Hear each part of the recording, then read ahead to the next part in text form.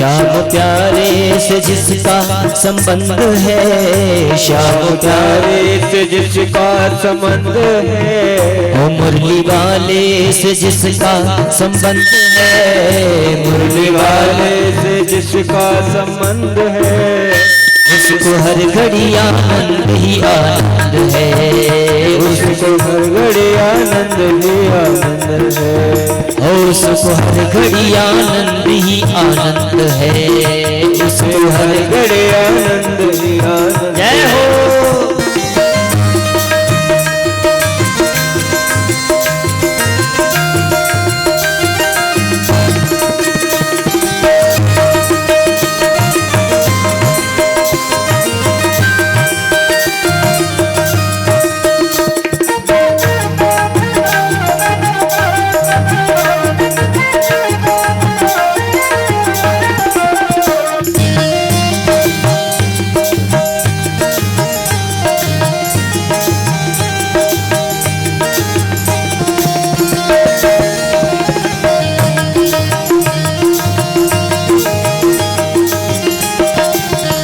झूठी ममता से करके किनारा, झूठी ममता से करके किनारा, झूठी ममता से करके किनारा, झूठी ममता से करके किनारा, लेके सच्चे प्रभु का सहारा, लेके सच्चे प्रभु का सहारा, लेके सच्चे प्रभु का सहारा, लेके सच्चे प्रभु का सहारा, और जो उसी की रजा में रजामंद है, जो उसी की रजा में रजामंद है, जो उसी की रजा में रजामंद है, जो उसी की रजा में रजामंद है, उसको हर घड़ी आनंद ही आनंद है, उसको हर घड़ी आनंद ही आनंद है,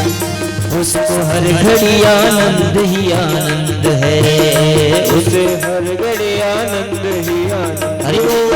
हो श्याम प्यारे से जिसका संबंध है, श्याम प्यारे से जिसका संबंध है, वो मुरली वाले से जिसका संबंध है, मुरली वाले से जिसका संबंध है, उसको हर घड़ी आनंद ही आनंद है, उसको हर घड़ी आनंद ही आनंद है।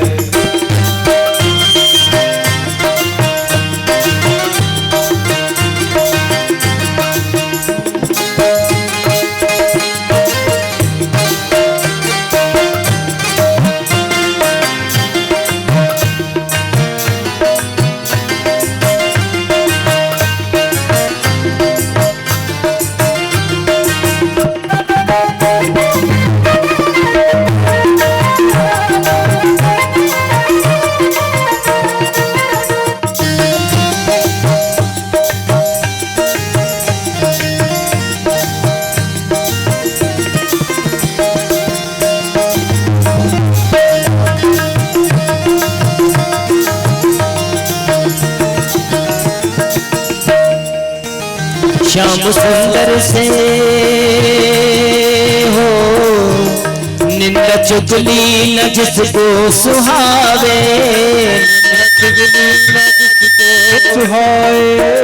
निंदा चुगली न जिसको सुहावे, निंदा चुगली न जिसको सुहाए, वो बुरी संगत की रंगत न भावे, बुरी संगत की रंगत न भाए, बुरी संगत की रंगत न भाए, बुरी संगत की रंगत न भाए, वो जिसको सत्संग हरदम पसंद है, जिसको सत्संग हरदम पसंद है, जिसको सत्संग हरदम पसंद है, जिसको सत्संग हरदम पसंद है, उसको हर घड़ी आनंद ही आनंद है, उसको हर घड़ी आनंद ही आनंद है, हाँ उसको हर घड़ी आनंद ही आनंद है, उसको हर घड़ी आनंद ही आनंद है। ओ श्याम प्यारे से जिसका संबंध है, श्याम प्यारे से जिसका संबंध है, मुरली वाले से जिसका संबंध है, मुरली वाले से जिसका संबंध है, उसको हर घड़ी आनंद ही आनंद है, उसको हर घड़ी आनंद ही आनंद। जय हो।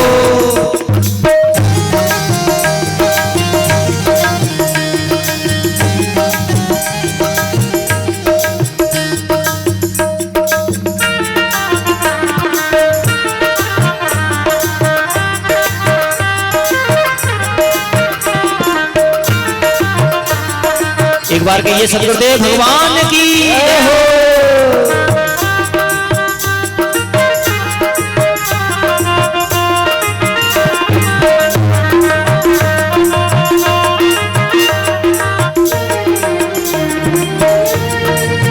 ओ संत ऋषियों की वाणी को मानो, संत ऋषियों की वाणी को मानो, संत ऋषियों की, हाँ संत ऋषियों की, संत ऋषियों की वाणी को मानो, संत ऋषियों की वाणी को मानो, संत ऋषियों की वाणी को मानो, संत ऋषियों की वाणी को मानो।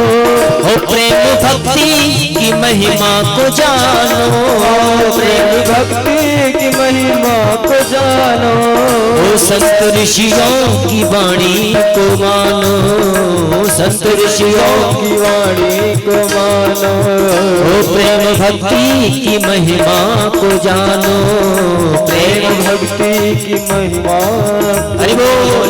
ओ संत ऋषियों का, संत ऋषियों का जिसको पसंद है, संत ऋषियों की भक्ति पसंद है, उसको हर घड़ी आनंद ही आनंद है, उसको हर घड़ी आनंद ही आनंद है, उसको हर घड़ी आनंद ही आनंद है, उसको हर घड़ी आनंद ही आनंद है।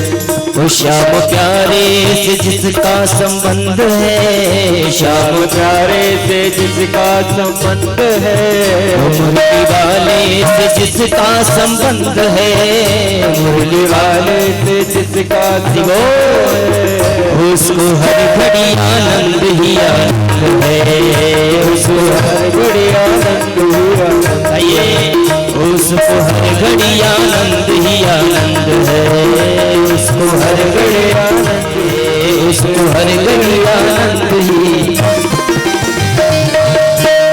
आगे बिहारी लाल की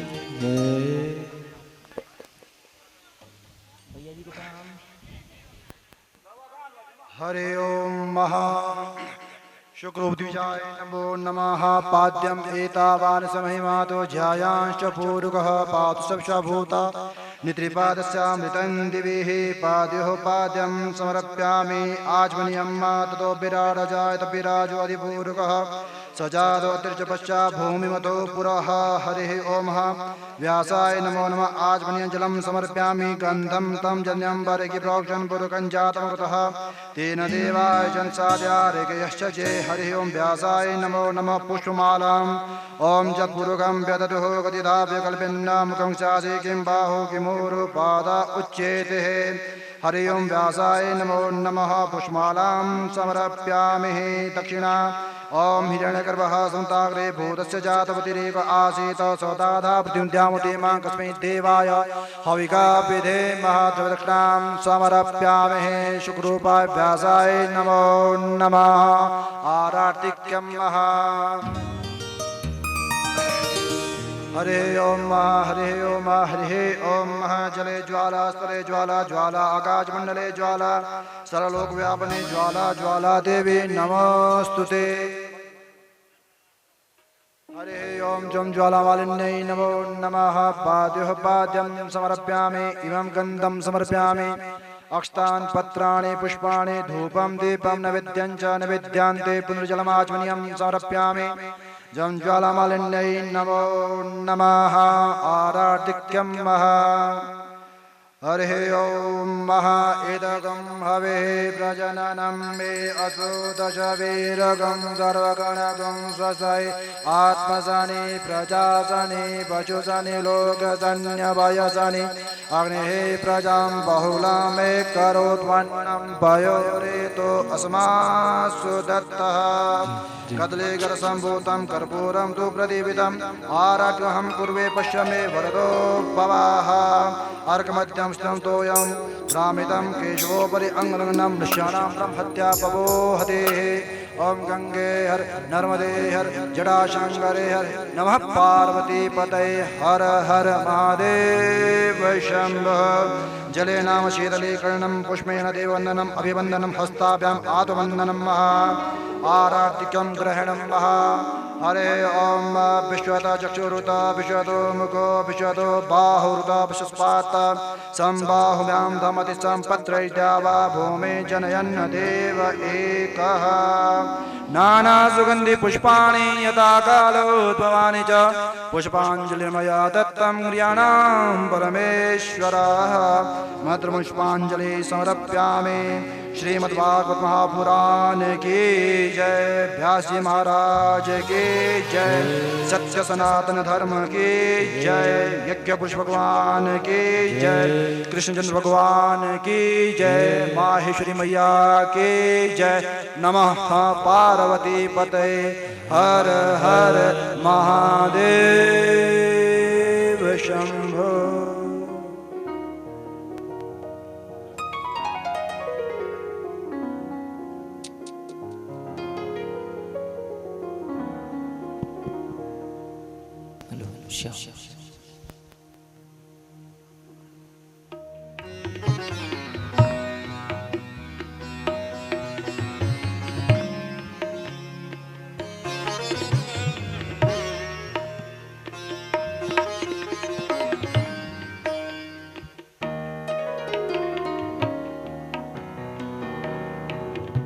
श्री राधे श्री राधे श्री राधे श्री राधे।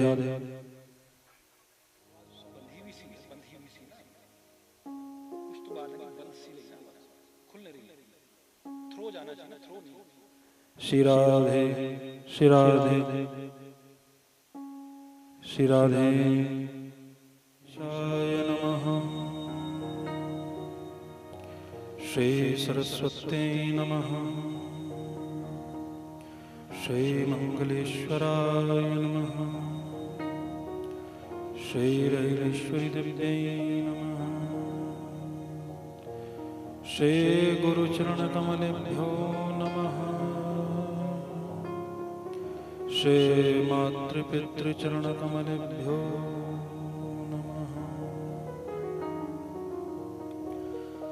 ओम नमो भगवते परमहंसास्वादितचरणकमलचिन्मकरन्दाय भक्तजनमानस निवासाय श्रीकृष्णचन्द्राय। ओम नमो भगवते उत्तमश्लोकाय नमः। आर्यलक्षणशीलव्रताय नमो। शिक्षितात्मनुपासितलोकाय नमः। साधुवादिनिकषणाय नमो। ब्रह्मण्यदेवाय महापुरुषाय महाराजाय नमः। श्री सीता लक्ष्मण भरत शत्रुघ्न हनुमत समेताय परब्रह्मणे श्री रामचंद्राय नमः। खरवं स्थूलतनुं गजेन्द्रवदनं लंबोदरं सुंदरम्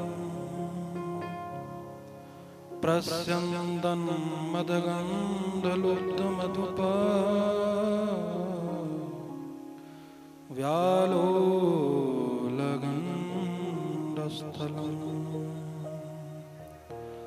दन्ताघातविदारितारिरुधिरे सिन्दूरशोभाकरम् वन्दे शैलसुतासुतं गणपतिं सिद्धिप्रदं कामदम् ध्याये नित्यं महेशं रजतगिरिनिभं चारुचन्द्रावतत्सम् रत्नाकल्पोज्ज्वलाङ्गं परशुमृगवरा भीतिहस्तं प्रसन्नम्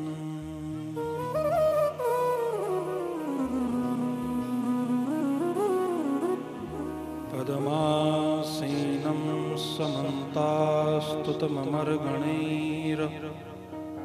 समन्तास्तुतममर्गणैर्व्याघ्रकृतिं वसानम्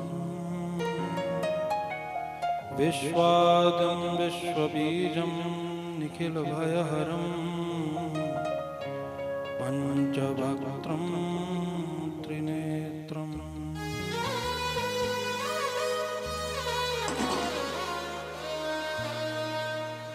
मूकं करोति वाचालं पङ्गुं लङ्घयते गिरिं यत्कृपा त्वमहं वन्दे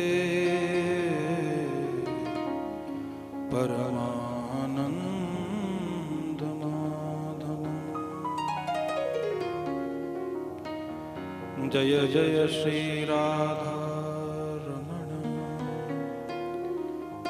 जय जय नवल किशोर जय गोपी चित चोर प्रभु जय जय माखन चोर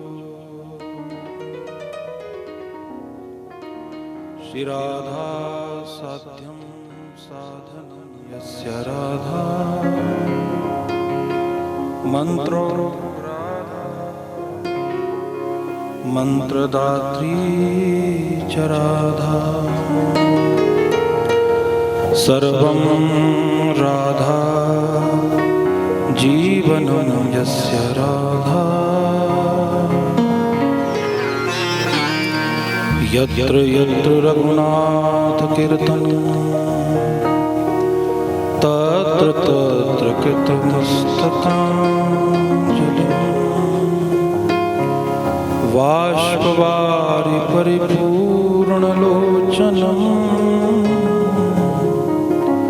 मारुतिं नमत राक्षसान्तकम्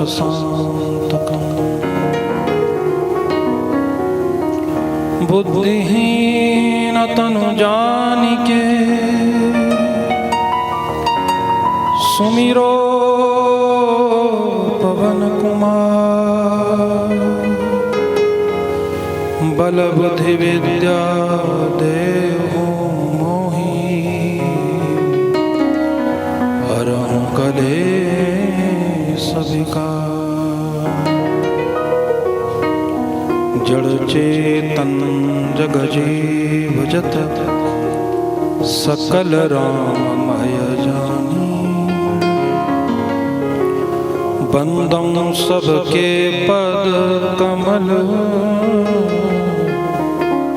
सदा जोरी जुग पानी हरे कृष्ण कृष्ण कृष्ण हरे हरे हरे राम राम राम हरे हरे कृष्ण कृष्ण हरे हरे हरे राम राम राम हरे हरे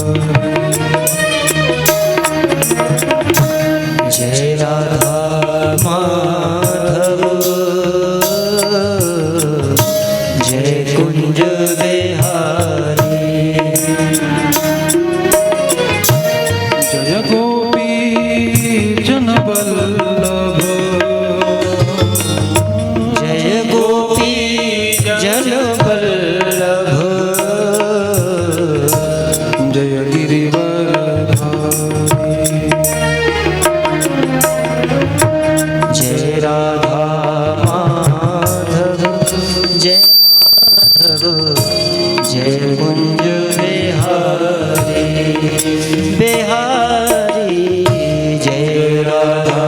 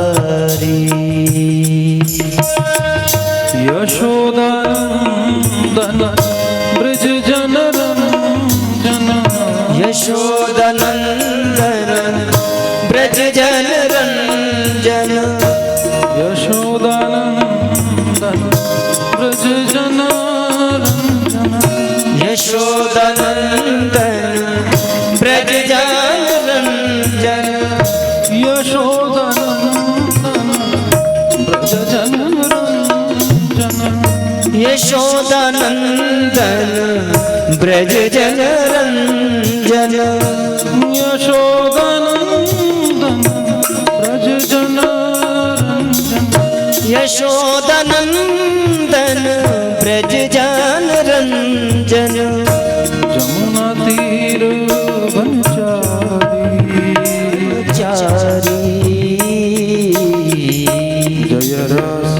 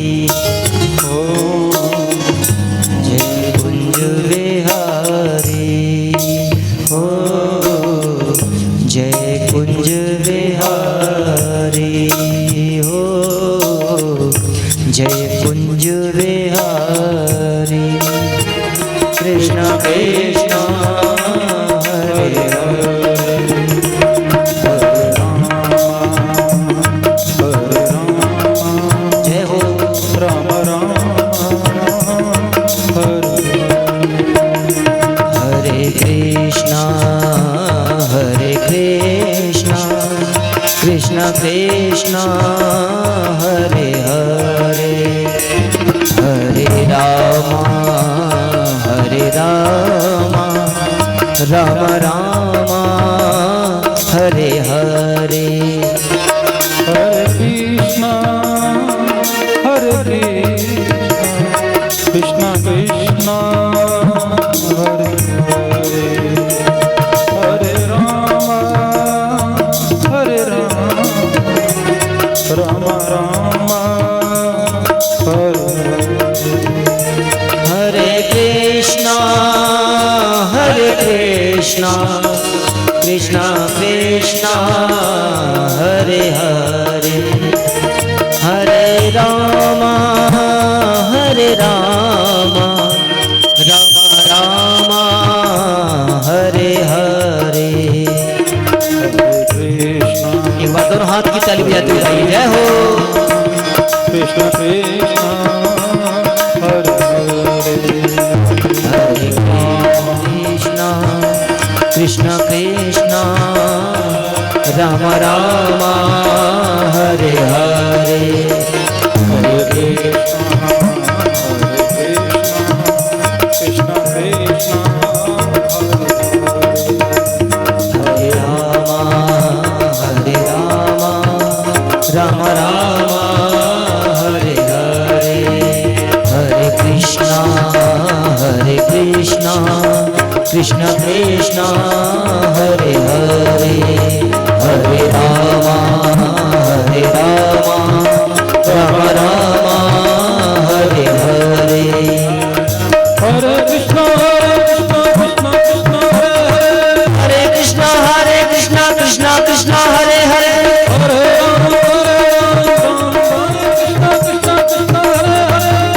कृष्ण कृष्ण कृष्ण हरे हरे कृष्ण कृष्ण हरे हरे हरे राम राम राम हरे हरे हरे कृष्ण कृष्ण कृष्ण हरे हरे हरे राम राम राम हरे हरे हरे राम राम हरे हरे हरे कृष्ण कृष्ण कृष्ण कृष्ण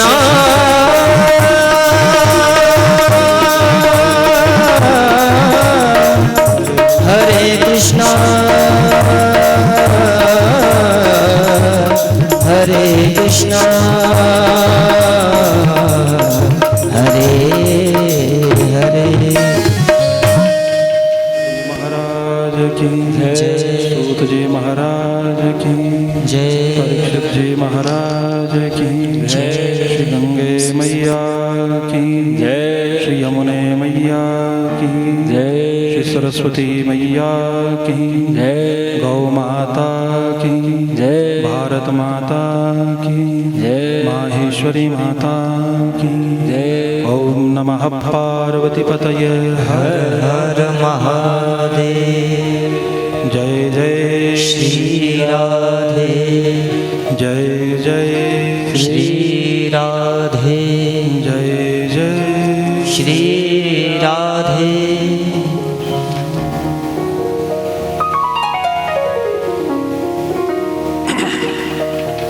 अनंत कोटि ब्रह्मांड नायक सर्वेश्वर सर्वाधिपति कुंज निकुंजेश्वर श्री चिदाधार केवलाधार निराकार निर्विकार निर्विकल्प अकारण करुण करुणा गुरुणालय भक्तवांछा कल्पतरु यशोदानंदन नंदनंदन देवकी नंदन ब्रजवल्लभ गोपवल्लभ स्वजन संत वल्लभ श्री राधिकार्ध्याम भास्कर दामिनी दुदेविनिंदक सुभग पीताम्बर स्मलंकृत भगवान श्री कृष्ण चंद्र जी की त्रिविध तापोप समन कारणी निखिल जन हृदयालाद कारणी स्वजन विमुख जन संतोष कारणी वांग्मय प्रतिमूर्ति श्रीमद् भागवत महापुराण द्वितीय दिवस। सर्वप्रथम व्यासपीठ से देवभूमि हिमाचल प्रदेश को मेरा प्रणाम। देवभूमि हिमाचल प्रदेश में विराजित समस्त देवी देवताओं को मेरा प्रणाम और यहाँ पर मंडल में अवाहित समस्त 33 कोटि देवी देवताओं को मेरा प्रणाम। यहाँ पर अनुष्ठान में विराजित समस्त विप्र मंडली को मेरा प्रणाम और यहाँ पर विराजित समस्त गणमान्य व्यक्ति विशेष भाई बंधु बुजुर्ग लोग सभी को मेरा प्रणाम। समस्त मातृशक्ति को मेरा कोटिशः वंदन और मेरे संगीत सखा मंडल सभी को व्यासपीठ से बारंबार प्रणाम। तो मंगलमय भाव से चिन्मय भाव से रसमय भाव से हम और आप लोग भगवान की दिव्य पुण्यमय भगवती भागीरथी में द्वितीय दिवस के सत्र में प्रवेश करने जा रहे हैं। थोड़ा सा रिपीट कम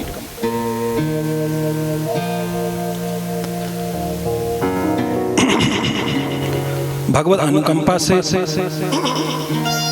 आज आपके इस प्रांगण में परम शोभन काल परम सुयोग में भगवान की महती कृपा से द्वितीय दिवस का यह सत्र शुभारंभ हो रहा है। तो कल आपके इस ग्राम में भगवान की दिव्य तम पुण्यतम गाथा प्रारंभ हुई और हमने भागवत के परिचय पे हम चर्चा कर रहे थे। सच्चिदानंद की व्याख्या हम और आपने श्रवण की और उसके बाद में भागवत के जो सर्वश्रेष्ठ वक्ता सुखदेव जी उनको हमने प्रणाम किया। जब सुखदेव जी ने कथा सुनाना प्रारंभ किया परीक्षित को, तो ये संवाद सूत जी ने शौनक आदि ऋषियों को सुनाना प्रारंभ किया है। तो फिर देवता लोग आए सुधा कुंभ को लेकर के। तो फिर उसके बाद सुखदेव जी ने उन्हें वापस भेज दिया और फिर सप्ताह विधि भागवत की कैसे होती है इसके वर्णन के लिए नारद जी और सनकादियों का संवाद सुनाया। तो यही अंतिम क्षणों में सत्र के हम चर्चा कर रहे थे कि नारद जी को बद्रिकाश्रम में सनकादियों से भेंट हुई और नारद जी को चिंतित देखा और ऐसे व्यक्तित्व को चिंतित देखा जो जिनके दर्शन से चिंता मुक्त हो जाते हैं, जो सदा सर्वदा आनंद में रहते हैं, भगवान में लीन रहते हैं, भगवान का गुणगान करते रहते हैं और हर समय जो देवताओं के आनंद का भाजन है और हर जगह जिनका आना जाना है, देवताओं में हो चाहे असुरों में हो, सब जगह उनको बराबर सम्मान मिलता है। ऐसे है नारद जी महाराज। उन्हें जब चिंतित देखा तो उनकी चिंता को देख करके चारों कुमारों ने पूछा, भाई चिंतित हो? तब उन्होंने कहा कि महाराज मैं पृथ्वी में गया और पृथ्वी में भी नाना तीर्थों में गया। जो हमारे धरती लोक सर्वश्रेष्ठ जो स्थान है वो है तीर्थ। तीर्थों में ऊर्जा होती है। जब हम लोग निस्तेज हो जाते हैं, ऊर्जा से विहीन हो जाते हैं, अपने आप को अशक्त महसूस करते हैं, इसके लिए फिर हम तीर्थों में जाते हैं, तीर्थ का स्नान करते हैं, तीर्थ में दान करते हैं और वहां से हम पुनः ऊर्जा को प्राप्त करके और अपने पापों से मुक्त होकर के आते हैं। ये तीर्थों का प्रभाव है। हमारे जितने भी तीर्थ हैं देखने में बड़े मटमैले से दिखाई देते हैं, ऊबड़ खाबड़ से, व्यवस्था से ही, मैनेजमेंट नाम का कुछ नहीं। अब हम लोग हिमाचल वासी साफ सुथरी जगह के रहने वाले, अब हम वहां जब जाते हैं तो देखते हैं बड़ी दुर्गंध, बड़ा कूड़ा, बड़ा करकट। तो ये देख करके हमारा मन थोड़ा सा खिन्न हो जाता है। वस्तुतः वो स्वरूप है तीर्थों का, वो तीर्थों का स्वरूप है, वो बाहर से ऐसा, पर तीर्थों की जो आत्मा होती है वो परम पवित्र होती है, परम विशुद्ध होती है। वो जो स्वरूप है ना वो तो हमारा बनाया हुआ है। भाई अगर हम चमक रहे हैं तो इसका मतलब भाई हम अपना ध्यान रखें, और हमारे महाराज मुख पे 12 बजे हुए, इसका मतलब हम अपने पे ध्यान नहीं दे रहे। ऐसे ही तीर्थों में जो कूड़ा करकट है, तीर्थों में जो अपवित्रता बनाई गई, किसके द्वारा बनाई गई? हमारे द्वारा बनाई गई। हम ही लोग वहां जाते हैं, जाकर के कूड़ा करकट फेंकाते हैं।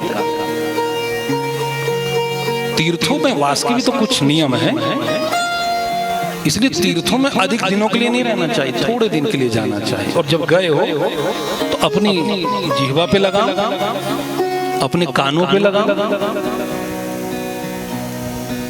जैसा मिल रहा है प्रसाद समझ के ग्रहण कर लीजिए, और जैसा सुनाई दे रहा है ध्यान मत दीजिए। हम वहां जाकर के भी फिर जो हमारी प्रवृत्ति है हम उसको प्रकट कर देते हैं। तो गए हम पाप मुक्त होने के लिए, परंतु वहां से पाप का भार लेकर के चले आते हैं। हमारे शास्त्र कहते हैं अन्य स्थाने कृतम पापम पुण्य क्षेत्रे विनश्यति, पुण्य क्षेत्रे कृतम पापम वज्रलेपो विनश्यति। अन्य स्थान में हमने कोई पाप कर लिया है, अब हम लोग संसारी हैं और संसार की गतिविधियों में कोई ना कोई पाप तो हो ही जाता है। अगर आप बहुत ज्यादा निष्पाप हैं, फिर भी जब आप घर में झाड़ू देते हैं, बुहारी लगाते हैं, तो कितने जीव उस झाड़ू के साथ मर जाते हैं। हम कहीं जा रहे हैं पथ पर, तो कितने जीव हमारे पैरों के नीचे दब जाते हैं। हम श्वास लेते हैं तो श्वास के साथ में कितने जीव है जो हमें दृष्टिगोचर नहीं होते, परंतु है। ये वो पाप जो अनजाने में हो ही रहा। इसलिए हम पाप मुक्त होने के लिए महाराज तीर्थों में जाते, परंतु जब हम तीर्थों में जाकर अपनी जो प्रवृत्ति है उस पर लगाम नहीं लगा पाते हैं, तीर्थों को भी जाकर के अशुद्ध करते हैं, अपवित्र करते हैं, तो वहां पर जो किया हुआ पाप है वो पाप फिर कहीं नहीं धुलता है। यहां का पाप तो आप धो लो, परंतु जो वहां कर लिया है अब वो नहीं धुलने वाला। इसलिए आजकल हमारे पास में संपन्नता है, साधन है, व्यवस्था है, धन है, तो हम कहीं भी जा सकते हैं। अब जा भी रहे और अकारण जा रहे हैं।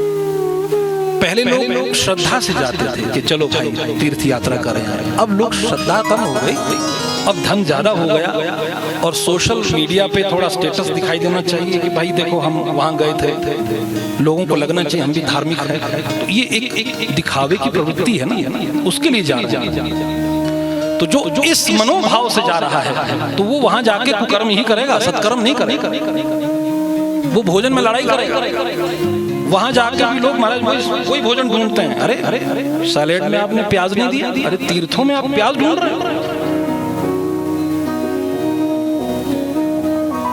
भाई तीर्थ है वो, वहां तो लहसुन प्याज को वर्जित करना है, सादा से सादा ग्रहण करना है और सादा जीवन लेके जाना है। जितना आप सादा बन के जाएंगे उतने आप सुरक्षित रहोगे, उतने ही भिखारी आपके पीछे नहीं घूमेंगे। और जितने आप बढ़िया सूट बूट में निकले हो उतना ही भिखारी पीछे पड़ेगा, उतना ही वहां का समाज पीछे लगेगा। इसलिए सादा जीवन, सादा आहार, सादा व्यवहार। इसलिए तीर्थों की जो आत्मा है वो पवित्र होती है, परंतु जो तीर्थों का स्वरूप है वो आपको मटमैला दिखाई देता है, परंतु उसको मैला हमने किया है।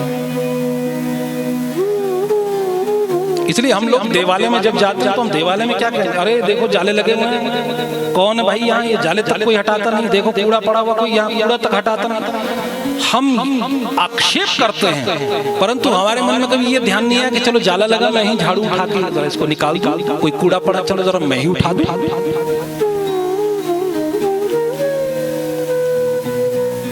इसलिए सेवा की प्रवृत्ति होनी चाहिए।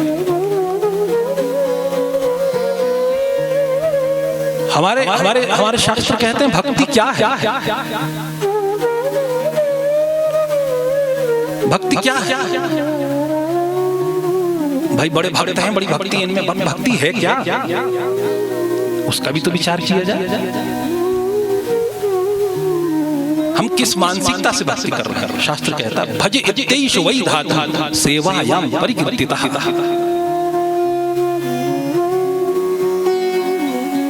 ये भज धातु से आया है, इसका अर्थ होता है सेवा, सेवा करनी है। हमारे हनुमान जी भगवान श्री राम के प्रिय भक्त। एक होता है हम भगवान को अपना प्रिय मानते हैं, भगवान हमारे प्रिय, परंतु भगवान किसको प्रिय मानते हैं, तो वो कौन है। रघुपति प्रिय भक्तम वात जातम नमामि, रघुपति प्रिय भक्तम वात जातम नमामि। कौन है, हनुमान जी प्रिय भक्त है। क्यों है प्रिय भक्त, हनुमान जी क्यों प्रिय है, चमचागिरी करते हैं क्या, चमचे प्रिय होते हैं ना, हर समय आपके आगे पीछे आपके कान भरने वाले, तो वो प्रिय होते हैं। तो क्या हनुमान जी चमचा है। अब तो चमचे भी हमारे अपग्रेड हो गए, चमचे में वो करछियां होगा। और ज्यादा प्रमोशन हो गया उनका। इसलिए प्रिय नहीं है कि वो चमचे ना, वो परम भक्त है। पर क्यों प्रिय है, क्यों प्रिय है? कोई तो विशेषता होगी हनुमान जी में जो वो प्रिय है, इसलिए उनको ईश्वर के रूप में माना जाता है। चारों जुग प्रताप तुम्हारा। कोई देवता किस युग में पूजा जाता है, कोई देवता किस युग में पूजा जाता है, लेकिन हनुमान जी चारों युगों में उनकी पूजा है। क्या कारण है? एक ही कारण है, वो धरती पर आए किस लिए आए? राम काज लगी तब अवतारा। केवल राम के काज करने के लिए ही हनुमान जी का अवतार है। हनुमान जी के पास में दूसरा कोई काम है ही नहीं।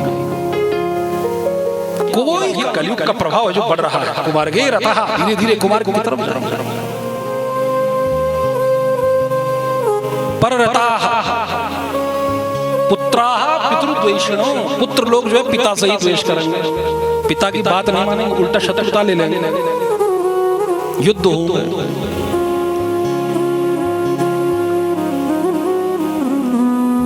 तो इसलिए हा कष्टम खलु वर्तते कलियुगे धन्यम मृता ये नरः। यहाँ कलियुग में कष्ट ही कष्ट है, ये शास्त्र कहता है। ये जो बात आपने सुनी है, तो इससे बच के निकलना है। ये सुनने का मतलब क्या? नारद जी क्या कह रहे हैं कि ये है, ऐसा कलयुग में होना है, तो ये सावधानियां हैं, इससे ये परहेज है, ये मानिए। जैसे कोई दवा डॉक्टर से दवा लेने जाते तो हम पूछते हैं भाई दवा तो खाएंगे, पर इसका परहेज क्या है, क्या करना है, क्या नहीं करना। यहाँ नारद जी ने कह दिया सत्यम नास्ति तपः शौचम दया दानम न विद्यते, नहीं है ना। तो अब इसका परहेज करना, बचना है। दया की अपेक्षा मत करिए, दया की अपेक्षा मत करिए। दान सत्पात्र को देना, कुपात्र को ना चला जाए। पवित्र रहना है, क्योंकि तपः शौचम, शौच नहीं है ना, तो हमें क्या करना? हमें पवित्र रहना, पवित्रता रखनी है। ऐसे कलयुग का वर्णन करके जब उन्होंने कहा, तब यहाँ से नारद जी कहाँ गए? कल नारद जी तो वृंदावन का नारद जी ने दर्शन किया, तो वृंदावन महाराज जैसे गए हैं, तो वृंदावन एकदम नारद जी के रोम रोम में समाहित हो गया है। तो महाराज वृंदावन का अद्भुत महत्व है, परंतु नारद जी ने जब वृंदावन का दृश्य देखा, नारद जी तो आनंद से सराबोर हो गए, भक्ति से लबालब हो गए, परिपूर्ण हो गए। परंतु उन्होंने महाराज एक अद्भुत दृश्य वहां देखा। एकात्म तरुणी तत्र, वहां एक उन्होंने तरुणी को देखा, युवती को देखा। उसकी गोद में लेटे हुए दो वृद्धों को देखा। उसके आसपास में कुछ स्त्रियां उसे सांत्वना दे रही, उन्हें देखा। तो नारद जी को लगा भाई ये कैसा कष्ट है, हम भी जाके पूछें। तो गए, पर फिर विचार आया कि भैया हम तो विरक्त हैं, हमें स्त्रियों के समाज में क्या करना है, अकारण हमें स्त्रियों के समाज में क्यों जाना। तो नारद जी लौट गए, पर जैसे ही लौटे हैं उसी समय उन्होंने हमारे आवाज लगाई है, भो भो साधो क्षणं तिष्ठ मच्चिंतामपि नाशय दर्शनं तव लोकस्य सर्वथा गहरं परम्। क्षणं तिष्ठ, एक क्षण के लिए रुक जाइए। मच्चिंतामपि नाशय, मेरी चिंता का जरा नाश तो करिए। आवाज लगाइए। तो पीड़ित है, कष्ट में है, लेकिन किसको आवाज लगाइए? किसी साधु को लगाइए। साधु क्षणम तिष्ठा, एक क्षण के लिए रुके, अर्थात साधु जो आपको उत्तर देगा, जो आपको आश्वासन देगा, जो आपको सांत्वना देगा, वो एक क्षण की बात है, इतने में काम कर जाए। एक क्षण में बस और जो भाषण दिए जा रहा है उससे काम नहीं, जो तो काम की बात है, जिसके पास में कुछ है वो तो एक बार में दे दे। इसलिए कहा कि क्षणम तिष्ठा, थोड़ी देर के लिए, एक क्षण के लिए रुक जाइए महाराज, मेरी चिंता का नाश करिए। अर्थात आपकी जो चिंता है वो किसी ऐसे व्यक्ति से पूछिए जो साधु हो। साधु अर्थात जिसने अपने जीवन को साध लिया है, जिसने अपने जीवन का अनुभव जान लिया है, जो अनुभवी है, जो साधना से साधु हो गया है। आपके जीवन में कोई भी असमंजस आया, कोई भी किंकर्तव्य विमूढ़ता आ गई है, तो उसको पूछने के लिए ऐसे किसी ऐरे गहरे नथु गहरे से नहीं पूछना चाहिए, किसी योग्य व्यक्ति से पूछना चाहिए, किसी सुजान विद्वान से पूछना चाहिए, किसी साधु से पूछना चाहिए। सर्वथा अगहरम परम, क्योंकि ये अग का नाश करने वाले हैं, पापों का शमन करने वाले हैं। ये आपकी चिंता का नाश कर सकते हैं, ये आपको चिंता मुक्त कर सकते हैं, ये आपको उत्तर दे सकते हैं। तो कोई ऐसा होना चाहिए जिसको पूछने से आपकी चिंता का शमन हो, जिसको पूछने से आपकी चिंता का कोई हल मिले। और हम ऐसे लोगों को पूछते हैं जो और उल्टा चिंता में डाल देते हैं।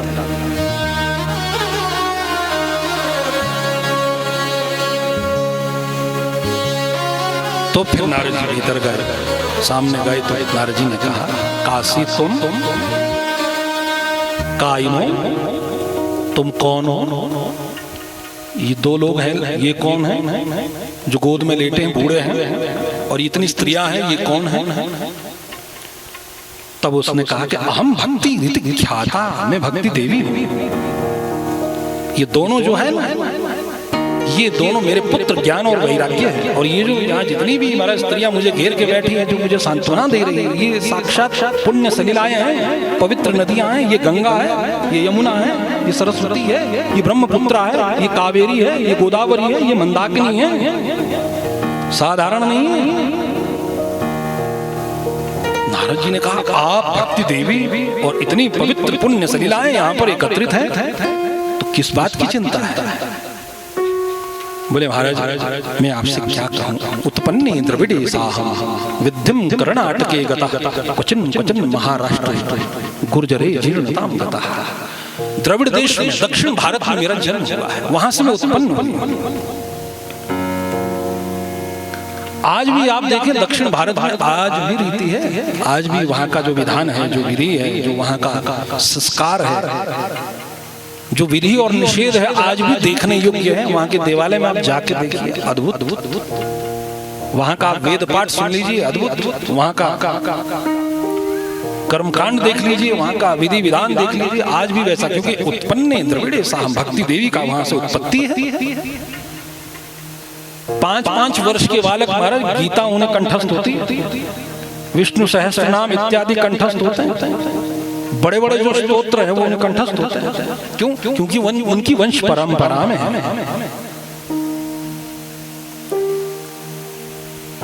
क्योंकि भक्ति आज भी वहां से जन्मी है, भक्ति का वहां से जन्म। वृद्धिम कर्णाटके, कर्नाटक में जाके मुझे वृद्धि प्राप्त हो गई। महाराष्ट्र में मुझे कहीं कहीं पूछा गया, सम्मान मिला। गुर्जरे जीर्णताम गतः, गुजरात में जाकर के मैं जीर्ण हो गई और मेरे पुत्र ज्ञान वैराग्य भी जीर्ण हो गए।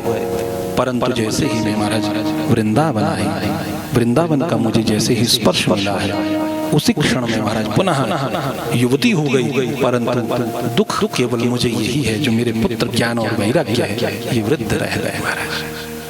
अब ऐसे अच्छा लगता है कि माता तो युवती है, पुत्र वृद्ध है, तो यही कष्ट है महाराज के। इनको कैसे भी करके आप महाराज कुछ भी आप करिए, आप तो महाराज देवर्षि नाम च नारद, देवर्षियों में आप नारद है, ब्रह्मा के 10वें पुत्र है।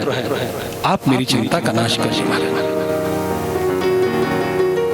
नारद जी ने प्रणाम किया, समस्त पुण्य सलीलाओं को प्रणाम किया है और वृंदावन के महत्व को देखा है कि वृंदावन का स्पर्श पाते ही भक्ति महाराज पुनः युवती हो गई। वृंदावन संयोगा पुनस्त्वं तरुणी नवा, धन्यं वृंदावनम तेना भक्तिर्नित्यति यत्र च। वाह, ये वृंदावन बड़ा धन्य है भाई कि आज भी यहाँ पर भक्ति नृत्य कर रही है, क्योंकि वृंदावन के संयोग से भक्ति पुनः युवती हो गई। और आज भी जो जो वृंदावन गया है, जो जाता है, उसे पता है जब जाता है तो जाते ही भक्ति का प्रवेश हुआ एकदम। जैसे ही आप वृंदावन की सीमा में भीतर जाते हैं, भक्ति एकदम से आपके भीतर हिलोरे लेने लगती है। थोड़े दिन तक हम जो है बिल्कुल मदमस्त हो जाते हैं, राधे राधे राधे राधे राधे। फिर तो लगता है बस सब कुछ यही है, जो भी है सब यही है, यही लगता है ना। फिर हम लौट आते हैं, फिर जब यहाँ रहते हैं तो यहाँ भी राधे राधे हो जाते हैं, पर जहाँ 4-6 महीना हुए तो धीरे धीरे फिर हम वापस से निस्तेज होने लगते हैं। फिर आप राम बन जाइए, फिर धरती का स्पर्श हुआ कि फिर आप एकदम से जागृत हो गए। इसलिए वृंदावन में भक्ति वास करती है, वृंदावन में भक्ति है, कण कण में है, रज रज में है। तो धन्यम वृंदावनम तेन भक्ति नृत्यति यत्र च। बोले महाराज मैं तो ये सोचते हूँ कि मेरे कष्ट को कैसे निवृत्ति हो, और ये कष्ट मुझे क्यों हुआ है। तो नारद जी ने कहा चिंता नहीं करनी, तुम्हें कष्ट हुआ कारण एक ही है, वो क्या, ये कलयुग के कारण हुआ है। कलयुग में भक्ति तो सब भक्ति, क्योंकि भक्ति सरल है, किसी को भी हो सकती, पर ज्ञान और वैराग्य इतने सरल नहीं है। ज्ञान की बात जल्दी किसी के पड़ती नहीं है, और वैराग्य किसी से जल्दी होता नहीं। हम कोई भी चीज छोड़ने को कह दे क्या छूट जाएगी? या चाय नहीं छूटती है, किसी को कह दो कि चाय छोड़ दो तो नहीं छूटती महाराज। तो ज्ञान किसी के पड़ता, ज्यादा ज्ञान की बातें किसे कहो तो उसे समझ में नहीं आती। इसलिए कलयुग में नारद जी कहते हैं ना ज्ञान को समझने वाला कोई है, न विरक्ति को कोई जान सकता है। विरक्ति है ही नहीं, विरक्त हो ही नहीं सकता, कुछ छोड़ ही नहीं सकता है। विरक्त तो वो है जो कहीं अनुरक्त नहीं है, जो आसक्त नहीं, वो तो विरक्त है, पर आसक्ति छूटेगी नहीं। इसलिए महाराज इनको लेने वाले यहाँ कोई नहीं है, कलयुग का दोष है। बोले अगर ये कलयुग का दोष है तो जब कलयुग महाराज परीक्षित के सामने आया था तो परीक्षित को उसी समय कलयुग को समाप्त कर देना चाहिए था। न कलयुग रहता, न आज ये ज्ञान और वैराग्य की दुर्दशा होती। नारद जी ने कहा देवी वो परीक्षित है, वो पांडवों के वंशज है, उन्होंने भी कुछ विचार करके ही कलयुग को स्वीकार किया है। यत् फलम नास्ति तपसा न योगेन समाधिना तत्फलम लभते सम्यक् कलो केशव कीर्तना। यत् फलम नास्ति तपसा न योगेन समाधिना। यहाँ क्या है, जो बड़े बड़े कठिन जो फल है, जो बड़े बड़े तप से मिलते हैं, बड़े बड़े योग साधनाएं जिनके लिए करनी पड़ती है, अष्टांग योग करने पड़ते हैं, तब भी आप उनको साध नहीं सकते हो, फिर भी भ्रष्ट होने का खतरा रहता है। तब भी पथभ्रष्ट होने का पूरा आपको भय रहता है। लेकिन कलयुग में एक चीज बड़ी सरल है, वो क्या है, कलो केशव कीर्तना। केवल भगवान के कीर्तन मात्र से ही यहाँ मुक्ति मिल जाती है। न कठिन तप करना है, न कोई साधना करनी है, न कोई अष्टांग योग करने हैं, न ध्यान धारणा समाधि लगानी है, केवल भगवान का नाम लेना है बस। इसलिए जब देखा कि मुक्ति इतनी सरल है कलयुग में, भाई अन्य युगों में कठिन कठिन साधनाएं करनी है, हजारों वर्षों तक तप करना है, तब जाकर के कहीं भगवान की झांकी प्राप्त हो सकती है। परंतु कलयुग में कुछ नहीं करना, केवल कीर्तन करना है, उतने में ही मुक्ति मिल जाती है महाराज। इसलिए ये भक्ति देवी को स्वीकार किया है। परंतु फिर भी मैं तुम्हारे लिए कुछ न कुछ करूंगा महाराज। बड़ी प्रसन्न हुई है। और इसके बाद महाराज वेद वेदांत घोषश्च गीता पाठन मुहुर्मुहुः, एकदम वेदों वेदांतों का घोष किया, वेदों की बड़ी बड़ी ऋचाओं का उच्चारण किया है। गीता के पाठ को मुहुर्मुहु बार बार पाठ किया, थोड़ी देर के लिए जागते हैं, उबासी लेते हैं, फिर सो जाते हैं। नारद जी के पास जो था सारा ज्ञान, ज्ञान वैराग्य के सामने रख दिया, परंतु ज्ञान वैराग्य थोड़ी देर के लिए चेतन होते हैं और थोड़ी देर बाद फिर पुनः सुप्त हो जाते हैं। इससे नारद जी बड़े चिंतित हो गए कि इतना महाराज इन्होंने मुझ पर विश्वास करके मुझे पुकारा और आज मैं इन्हें चिंता मुक्त नहीं कर पा रहा, तो महाराज ये तो मेरे लिए कष्ट की बात है। और नारद जी ने एकदम भगवान का ध्यान लगाया कि प्रभु आज ये कैसी लीला है कि मैं वेदों की ऋचाओं का उच्चारण कर रहा हूँ, गीता का पाठ कर रहा हूँ, फिर भी इनके कष्ट की निवृत्ति नहीं हो रही। तब उसी समय आकाशवाणी हुई है, एक दर्थम तो सत्कर्मा सुरर्षि तुम समाचार। संत को लगा नारद साक्षात ब्रह्मा के पुत्र, भगवान विष्णु के परम भक्त, इन्हें मालूम है सत्कर्म क्या, तो हम क्या कहेंगे। पुनः किसी बाबा के पास में गए, बोले सत्कर्म क्या है, कुछ नहीं बोल पाए। किसी ज्ञानी के पास में गए, सत्कर्म क्या है, कुछ नहीं बोल पाए।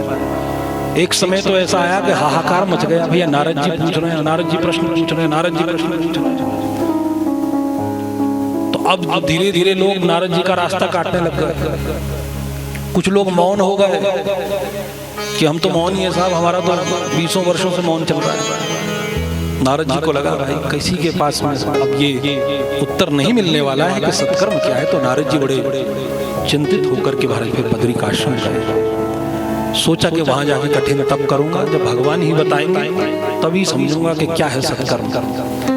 और तप करने के हेतु जैसे ही बद्रिकाश्रम गए हैं, तब उन्होंने सामने से महाराज सनकादियों को आते देखा है। आते देखा एकदम से हर्षित हुए, चरणों में प्रणाम किया।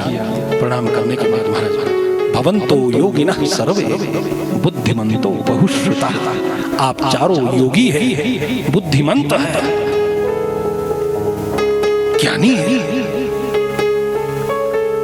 पंचहायन संयुक्ताः पूर्वेषामपि पूर्वजा, 5 वर्ष के हैं केवल देखने में, पर पूर्वेषामपि पूर्वजा, पूर्वजों के भी पूर्वज है। इसलिए मैं बड़ा चिंतित हूं महाराज, मेरी चिंता का शमन करिए। बोले अरे नारद जी आपको चिंता, आपको क्या चिंता, आप तो संत हो, आपके ऊपर कौन सा गृहस्थी का बोझ है कि घर में आटा डालना, कि बच्चों के स्कूल की फीस नहीं, तो आपको किस बात की चिंता। बोले महाराज मेरे को मेरी चिंता नहीं है, मुझे किसी और की चिंता है, मैं उसकी चिंता से चिंतित हूं।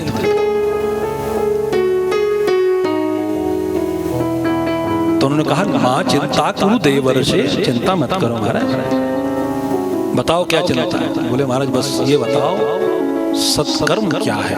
मैंने सबको पूछ लिया, सब निरुत्तर हो गए, आप कहिए सत्कर्म क्या है। तो उन्होंने कहा बड़े आश्चर्य की बात है कि आज नारद जी नहीं जान पा रहे सत्कर्म क्या है। तब कहा महाराज सत्कर्म सूचको नूनम ज्ञान यज्ञ स्मृतौ बुधे श्रीमद्भगवतालापः सतु गीतः शुकादिभिः। अरे सत्कर्म तो यही है, ज्ञान यज्ञ, भागवत का सप्ताह पारायण ही सबसे बड़ा सत्कर्म है, इससे बड़ा सत्कर्म कोई है नहीं। बोले महाराज ये बात आप मुझे बता रहे हो। अरे वेद वेदांत घोष गीता पाठर मुमु, मैंने इतने बड़े बड़े वेदों का वहां घोष किया, गीता के बार बार पाठ किए, कुछ फर्क नहीं पड़ा। आप भागवत की बात कर रहे हैं, इससे क्या हो जाएगा। बोले महाराज अगर आपको किसी फल का रस चाहिए तो उस फल का वृक्ष से नहीं मिलने वाला, उसकी जड़ खाने से रस नहीं आएगा, उसके तने को खाने से रस नहीं आएगा, उसकी शाखा उसके पत्ती को खाने से रस नहीं आने वाला, उसकी छाल खा लो। उस रस को लेना है तो आपको फल लेना पड़ेगा, फल ही खाना पड़ेगा। जैसे घृत का स्वाद दूध से नहीं आएगा, गुड़ का स्वाद बांस से नहीं आएगा, उसकी एक विधि है। तो वो जो रस है वो भागवत से आएगा। तो बोले मैंने सुनाया तो सब, बोले वही तो मैं कह रहा हूं कि ये वृक्ष है और भागवत उसका फल है। इसलिए गुड़ का स्वाद गन्ना नहीं देगा, वो गुड़ देगा। घृत का स्वाद दूध नहीं देगा, उसके लिए घृत निकालना पड़ेगा, वो दूध से ही निकला है। ऐसे ही भागवत का जो रस है वो गीता से नहीं निकलेगा, वो वेदों से नहीं निकलेगा, वो केवल महाराज भागवत का फल भागवत में है, उसमें वो रस है। इसलिए वेदोपनिषदाम सारा जाता भागवती कथा अत्युत्तमा ततो भाति पृथक भूता फलक फलती। इसलिए वेदों और उपनिषदों का ये सार है, ये पंचम वेद है, पंचम वेद वरिष्ठम सर्वशास्त्रेषु, यही सत्कर्म है। बोले महाराज आपने तो मेरी जिज्ञासा को बढ़ा दिया, अब ये बताइए कि अब मैं इसे कब सुनूं और आप कब सुनाएंगे? बोले महाराज आप जब कहें तब होगा। तो बोले महाराज ये भक्ति की कष्ट की निवृत्ति होनी चाहिए, ज्ञान और वैराग्य पुनः युवान होने चाहिए, कराइए महाराज अनुष्ठान। कहाँ हो सकता है? बोले सबसे पहले स्थान चाहिए, उत्तम स्थान होना चाहिए। फिर गंगा द्वार समीपे तु तटम आनंद नामकम, गंगा द्वार के समीप में आनंद नामक तट पर महाराज रेत का टीला बनाया गया, 4 आसन लगे हैं और बड़े बड़े ऋषि मुनि लोग दर्शन करने के लिए आए। भृगु वसिष्ठश्च वनश्च गौतमो मेधा तथिर देवल देवरातौ रामस्तथा गादिसुतश्च शाकलो मृकण्ड पुत्रः त्रिजपिप्पलादः योगेश्वरो व्यास पराशरौ च छायाशुको जलजन्मुख्या सर्वेप्यमी मुनिगणः सह पुत्र शिष्या सश्रुभिराययति प्रणयेन युक्ता। बड़े बड़े लोग आए, व्यास आए हैं, पराशर आए हैं, वशिष्ठ आए हैं, च्यवन आए हैं, गौतम आए हैं, अत्रि आए हैं, बड़े बड़े जितने भी ऋषि मुनि लोग हैं सब आए। बड़ी बड़ी पवित्र नदियां मनुष्य का रूप धारण करके आए, बड़े बड़े पवित्र पर्वत मनुष्यों का रूप धारण करके आए हैं, समस्त पवित्र सरोवर, समस्त पवित्र तीर्थ सब आए हैं। जहां भी कथा होती है वो स्थान कोई भी हो, जहां भागवत की पोथी खुल जाती है, समस्त तीर्थ आकर के वहां विराजित हो जाते हैं, किसी को मालूम भी नहीं। तत्रैव गंगा यमुना त्रिवेणी गोदावरी सिंधु सरस्वती च सर्वाणि तीर्थानि वसन्ति तत्र यत्र च्युतोदार कथा प्रसंगः। समस्त पुण्य तीर्थ, समस्त पुण्य नदियां, समस्त पुण्य पर्वत, सब कोई पुण्य आत्माएं, पुण्य शक्तियां उस जगह पर आकर के विराजित हो जाती है जहां भी भगवान की कथा होती है। इसलिए ये जो आपका ग्राम का ये प्रांगण जो है, ये इस समय सभी तीर्थों से परिपूर्ण है, बस मानने की बात है, मानना है। भावो हि विद्यते देवो तस्मात् भावो हि कारण। अगर आपकी भावना में देवता है तो देवता है, तो सनातन धर्म है, भावना है। हमारे पास तो क्या, बोले एक पत्थर है, जल चढ़ा दो तो क्या बन जाएंगे? बोले शिव जी हो जाएंगे। सिंदूर डाल दो तो क्या हो जाएगा? बोले हनुमान जी। चुनरी लगा दो तो क्या बन जाएगी? बोले माता जी। तुलसी रख लो तो क्या हो जाएंगे? बोले शालिग्राम। केवल एक पत्थर में सब हो जाएगा। भावो हि विद्यते। इसलिए महाराज जहां पर भगवान की कथा, आज यहाँ ये कथा हो रही, तो ये कथा तीर्थ बन चुका है, ये स्थान तीर्थ है, सब कुछ यहीं पर विराजमान है, परंतु वो सूक्ष्म रूप से है, हमारे ये नेत्रों से दिखाई नहीं देता है। इसके लिए दिव्य नेत्र चाहिए, वो हमारे पास में। भगवान अर्जुन के सन्मुख में खड़े थे, भगवान ने कहा देख अर्जुन मैं तेरे सामने खड़ा हूं, मैं हूं भगवान, मैं। अर्जुन ने कहा बचपन से देख रहा हूं, बचपन से देखा है। बताइए कैसे देखे? तब इतना विराट स्वरूप है कि समूचा ब्रह्मांड महाराज उनके आगे पीछे घूम रहा है। तो वो दिव्य चक्षु होने चाहिए, वो हमारे पास में नहीं। इसलिए यहाँ कथा हो रही है, यहाँ सब कुछ है, सब कुछ यही है, हम देख नहीं पा रहे। इसलिए समस्त पुण्य नदियां, समस्त पुण्य तीर्थ, समस्त पुण्य पर्वत, समस्त पुण्य ऋषि, पवित्र आत्माएं सब कथा में आए हैं। और कथा का सनकादियों ने गंगा द्वार पर महाराज उद्घोष किया है। अद्भुत कथा थी। सदा सेव्या श्रीमद्भागवती कथा यस्याः श्रवणमात्रेण हरिश्चित्तं समाश्रये। नारद जी, सबसे बड़ी बात है कि भागवत की जो कथा है ये ऐसा नहीं कि आज सुन ली, इस बार सुन ली। कैसे सुनने? बोले सदा सेव्या, सुनते रहिए, सुनते रहिए, सुनते रहिए। आपके मन में अगर ये बात आई, अरे अभी तो सुनी थी, उनके यहाँ से भी निमंत्रण आए तो था, वहां भी तो सुनी थी, तो इसका अर्थ है अभी भागवत को आप जान नहीं पाए, अभी भागवत में आप प्रवेश कर नहीं पाए, अभी भागवत आप तक पहुंच नहीं पाए। जिस दिन भागवत को जान जाओगे, जिस दिन भागवत के रस को समझ जाओगे, जिस दिन भागवत के तत्वों को आप कहीं ना कहीं आपका स्पर्श हो गया, उस दिन आपको निमंत्रण की आवश्यकता नहीं है। धावंती रसलंपटाः, फिर आप रसलंपट हो जाओगे, भागते भागते जाओगे। अगर 1-2 दिनों में कथा का रस आप पे चढ़ गया, अब आपको बुलाना नहीं पड़ेगा, अब आप भागे भागे चले आओगे। और अगर नहीं चढ़ पाए तो फिर आपका दोष नहीं। रस विशेष जाना तिन नहीं, अभी आप उसके रस को जान नहीं पाए। इसमें फिर कमी भागवत की नहीं, कमी हमारी। लोग बोलते हैं अरे मैथमेटिक्स बेकार की चीज है, फालतू में दिमाग खराब करने के लिए रखी है, क्या करेंगे इससे, क्या मिलेगा इससे? परंतु उनसे पूछो जो उसको जानने वाले हैं, जिसकी जो प्रज्ञा है वहां तक पहुंची हुई है, वो समझ रहा है कि मैथमेटिक्स में क्या है। परंतु जो वहां तक जा ही नहीं पा रहा, उसकी समझ से परे है। कही जाए एक बात, उधर की कही जाए, नहीं, स्पष्ट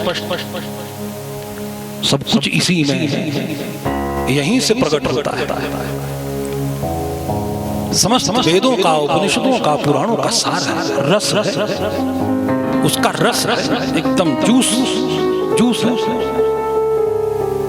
कोई कांट छांट नहीं करनी पड़ेगी कि फल है इसको छीलो तो इसके बीज निकालो, नहीं, ये तो प्योर है एकदम। उसका रस कुछ भी निकालने के लिए, छोड़ने के लिए है ही नहीं, डायरेक्ट पीना है। तो इसलिए सदा से हमारे सनकादि जी कहते हैं कि आजन्ममत्रमपि येन शठेन चित्तं विधाय शुकशस्त्र कथा न पीता चंडाल वच्च खरबत वदतैन नीतम मिथ्यासु जन्म जननी जनि दुख भाजा। जिसने पूरा अपना जीवन बिता दिया है, कभी भी चित्त को लगा करके भगवान की कथा ही नहीं सुनी, पूरा जीवन संसार के भरण पोषण में निकल गया, सुख संसाधनों को जुटाने में निकल गया, अपने विषयों की पूर्ति में निकल गया, अपने आसक्ति की पूर्ति में निकल गया, अपने उदर के भरण पोषण में निकल गया, और समूचे जीवन में कभी भी चित्त लगा करके भगवान की कथा को नहीं सुना है, तो समझ लीजिए उसने जीवन नहीं जिया, चांडाल, अपना जीवन चांडाल के समान व्यर्थ खरवत गधे के समान व्यतीत हो गया जीवन। मिथ्यासु जन्म जननी जनि दुख भाजा। एक बालक को जन्म देने में प्राण घातक वेदना होती एक माता को, तो वो जो वेदना हुई है उस संतान को उत्पन्न करने में, कहते वो व्यर्थ हो गई, बेकार हो गई। ये भागवत के मिथ्यासु जन्म जननी जनि दुख भाजा। जिसने जीवन में कभी भगवान की कथा को सुना ही नहीं, उसने अपनी माता को जन्म देने की जो पीड़ा हुई वो व्यर्थ में दे दी है।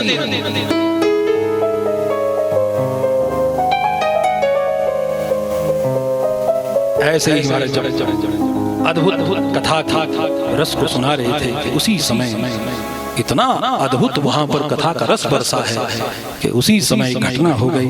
भक्ति सुतौ तो तरुणो गृहीत्वा प्रेमे करूपा सहसा विरासी श्री कृष्ण गोविंद हरे मुरारे नाथेति नामानि मुहुर्वदन्ति।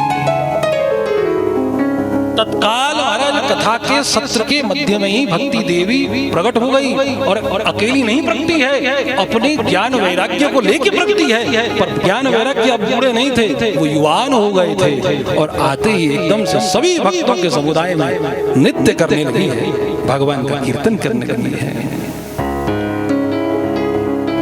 श्री राधा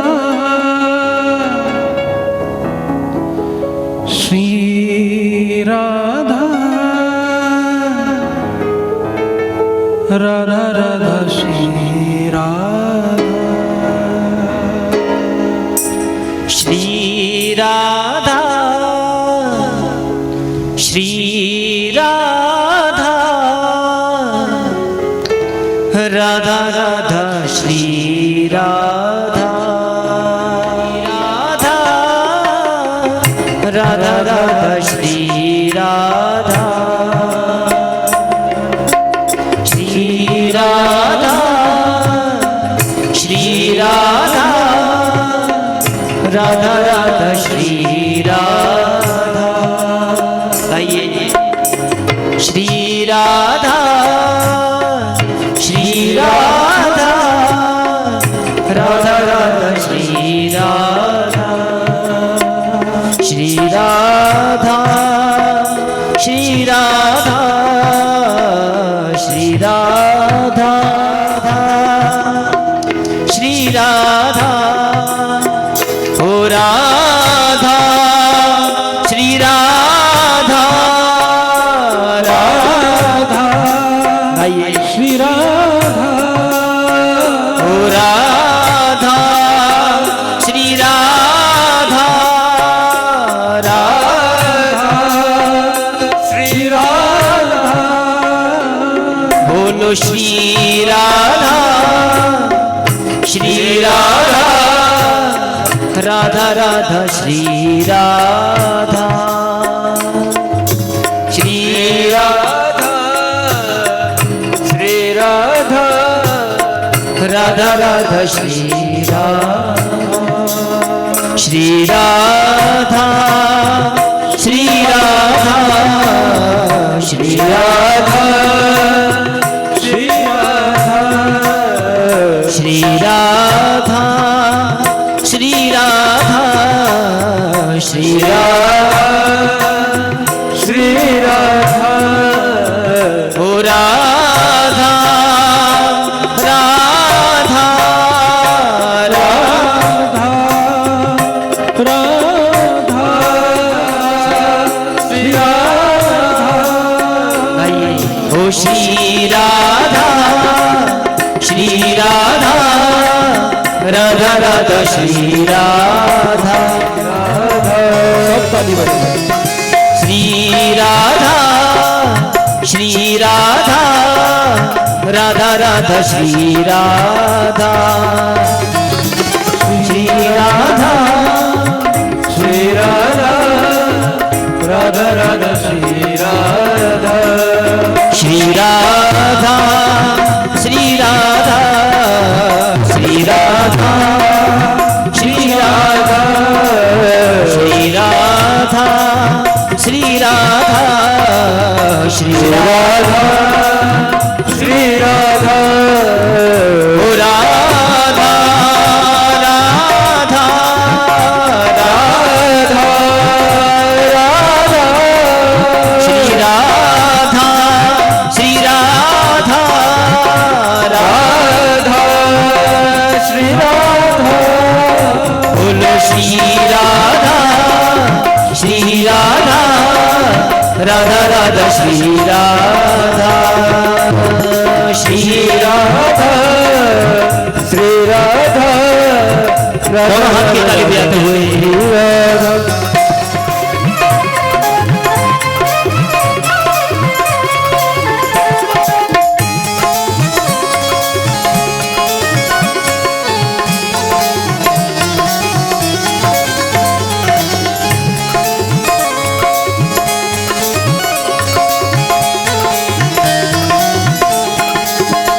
मेरी रसना से राधा राधा नाम निकले, मेरी रसना से राधा राधा नाम निकले, मेरी रसना से राधा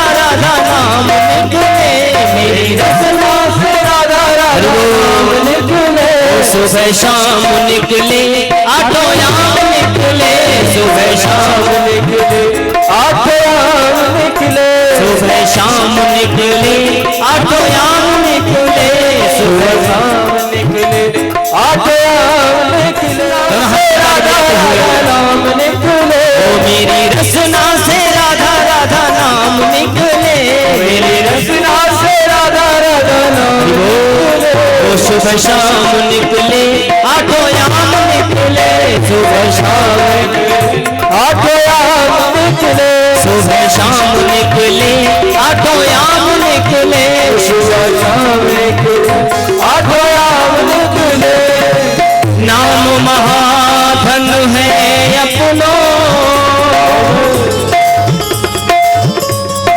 नाम महाधन है अपनो, नहीं दूसरी संपत्ति और कमानी, छोड़े अटारी अटा जग के, हमको कुतिया ब्रजमाही बनानी, तू मिले रसिकों के सदा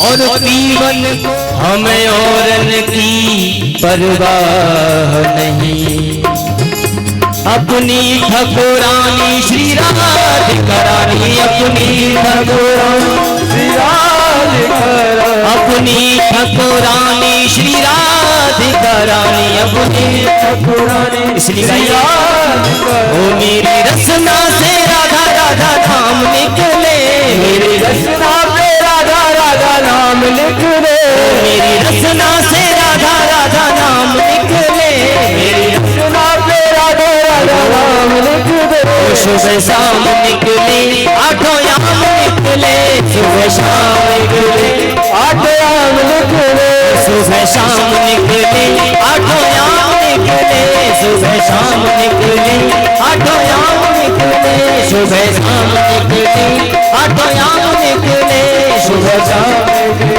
एक बार और हाथ मिलाइए तो गाइए, ओ श्री राधा श्री राधा बोलो श्री राधा राधा राधा श्री राधा श्री राधा राधा राधा श्री राधा श्री राधा राधा श्री राधा श्री राधा श्री राधा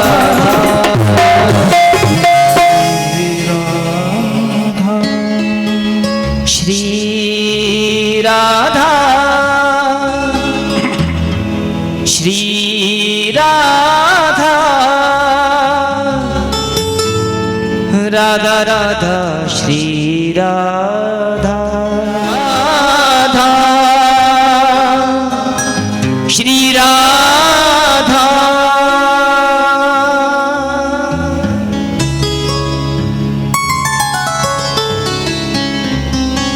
राधा रानी सरकार की जय, जय जय श्री राधे।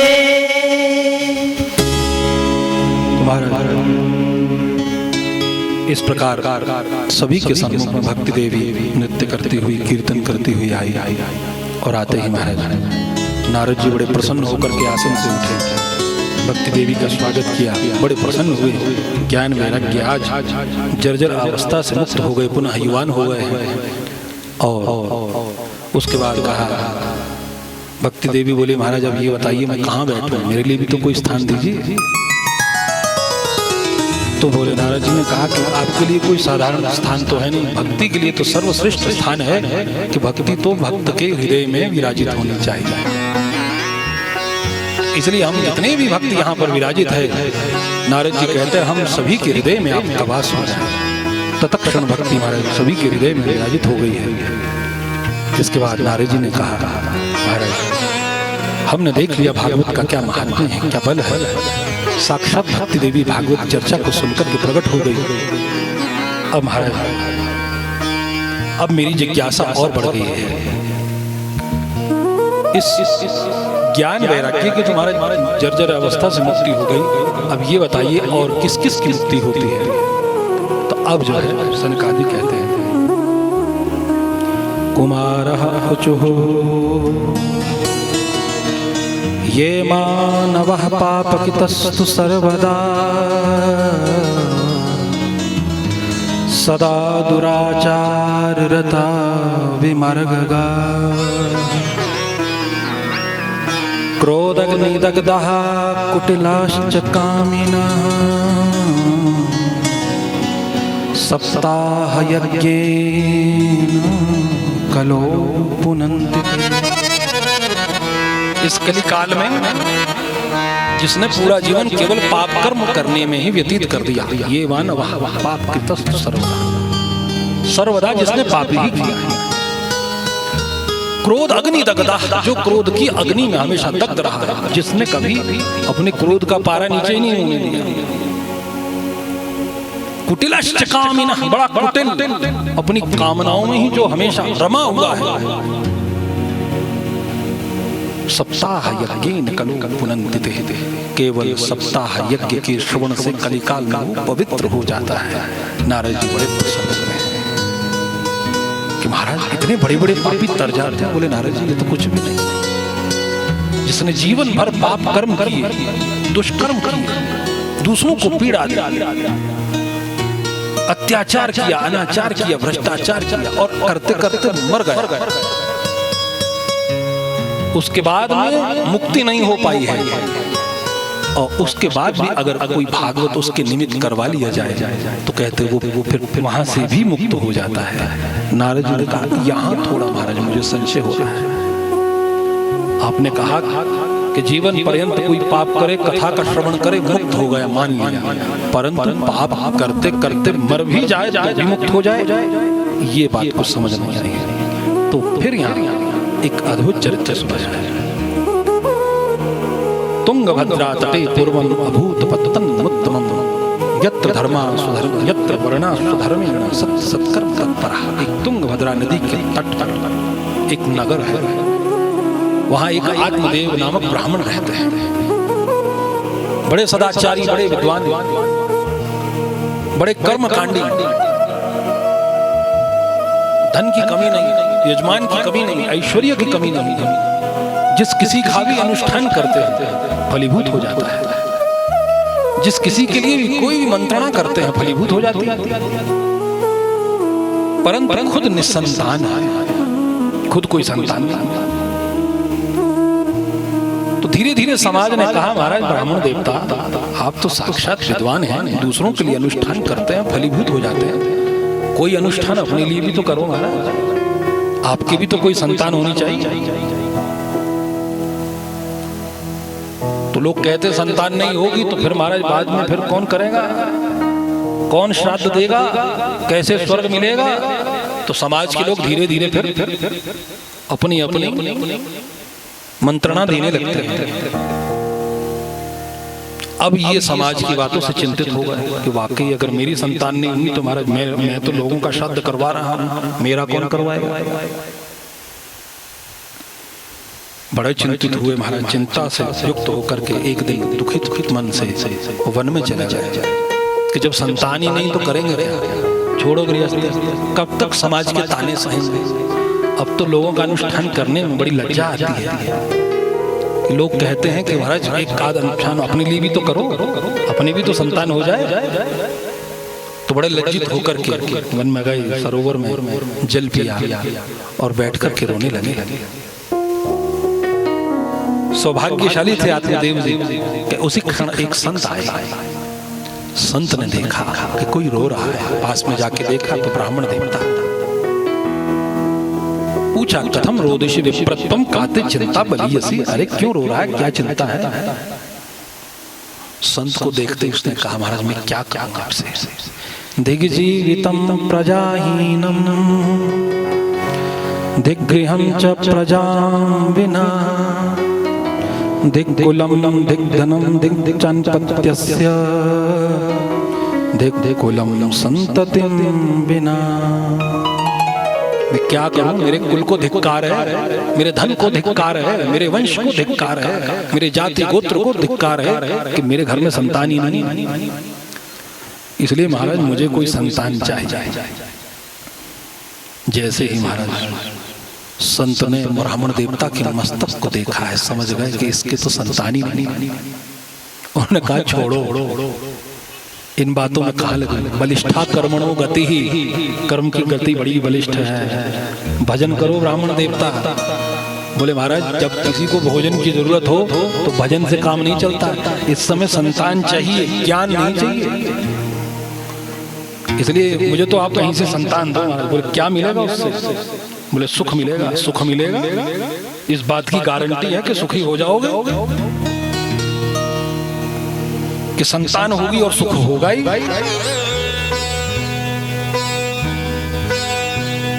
बोले महाराज फिलहाल हो जाए। उन्होंने कहा महाराज सप्त जन्मावधितव पुत्रो नैव च नैव च, इस जन्म में छोड़ 7 जन्म में तेरे कोई संतान नहीं। उसने कहा महाराज आपने मेरी पीड़ा को कम कर दिया, पीड़ा को बढ़ा दिया है। अब तो मैं आपके चरणों में प्राण त्याग दूंगा। अब मुझे संतान चाहिए, कहीं से भी लाके दो। अब संत को लगा महाराज बहुत बुरे फंसे, अब की बार कोई चेला मिला। संत ने कहा भैया अब मेरे प्राणों के सामने, मेरे सामने तो प्राण मत देना, तू ब्राह्मण है, तेरे पाप से मैं जीवन भर मुक्त नहीं हो पाऊंगा। ले भैया ये फल ले जा, अपनी पत्नी को खिला देना, संतान हो जाएगा। आत्मदेव दौड़ता हुआ गया घर में। महाराज पत्नी का नाम है धुंधली। अरे धुंधली देख देख मैं क्या लेके आया। ले खा ले, संत ने दिया। अरे बोले क्या है क्या ये? अरे बोले ये संत का प्रसाद है, खाओगी संतान हो जाएगी। तो ये है धुंधली। धुंधली मतलब जो बातों को धुंधला कर दे, विचारों को धुंधला करने वाली।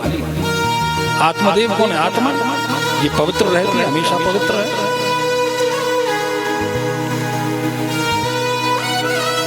तो आत्मा की बातें बुद्धि को नहीं सुहाती। आत्मा तो कहती है भजन कर, बुद्धि कहती है भजन करते रहोगे तो कमाने कौन जाएगा? ये बुद्धि है।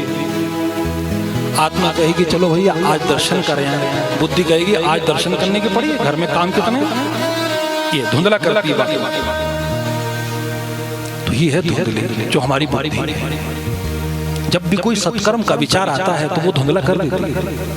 इसलिए कभी भी सत्कर्म का कोई विचार आए तो तत्काल मान लो, नहीं तो बुद्धि उसका तर्क वितर्क करेगी और धुंधला कर देगी। कहा इससे कुछ हो ना? हाँ खा ले। अब तो ब्राह्मण देवता बड़े प्रसन्न होकर के यजमान के घर में अनुष्ठान के लिए गए हैं। इसने अपनी एक सखी को पकड़ा। बोले देख सखी कहीं से फल ले गया, फल खा के क्या संतान हो जाएगी? बोले पति लाए हैं तो खा लो। और बोले महाराज मान भी लिया कि मैं गर्भवती हो गई, जब पेट बड़ा हो जाएगा तो मैं भोजन कैसे करूँगा, कैसे पचेगा?